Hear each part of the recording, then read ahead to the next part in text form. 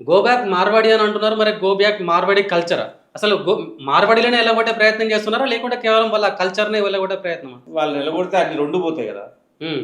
Culture అనే వాళ్ళది కూడా తప్పేం లేదు. కల్చర్ మీన్స్ వాళ్ళు 100 ఏళ్ల నుంచి ఒక 1898లో ఒకటి స్టార్ట్ అయింది. హ్మ్.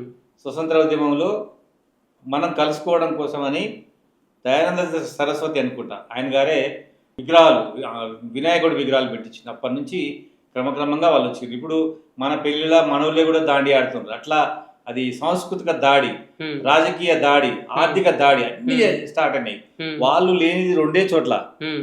ఒకటి గౌడ్స్ ఎక్కే కల్లుకాడ, హ్మ్. ఇక కటికోలు కొట్టే మటన్ కాడ. ఆ 2 తప్పించి అన్నిట్లా వాళ్ళే ఉన్నారు. ఇంకో 98% వాళ్ళే ఉన్నారు. ఇంకో 20, 30 సంవత్సరాలైతే తెలంగాణ కల్చర్ మొత్తం నిండిపోతారంటారా మరాళ్ళు? అంత కూడా అవసరం లేదు. 10 ఏళ్ళు చాలు వాళ్ళకు. హ్మ్. దీన్ని తెలంగాణని హ్మ్. మరొక మార్వాడి రాష్ట్రంగా చేసి హ్మ్. వాళ్ళకు డబ్బుల సిర్లు కురిసే సంపద దోసుకునే ప్లేస్గా దీన్ని సృష్టించుకుంటారు వాళ్ళు. ఇక్కడ నుంచి డబ్బుని తరలించుకుపోయేటట్టుగా. Just like East India Company ఎట్లయితే వచ్చిందో ఇక్కడికి, నార్త్ ఇండియా కంపెనీలు కూడా అట్లే వస్తున్నాయి ఇక్కడికి. వచ్చి సంపదనంతా దూసుకుని పోతున్నాయి. పైకి వెళ్ళి మన మీద దాడులు కూడా చేస్తున్నాయి.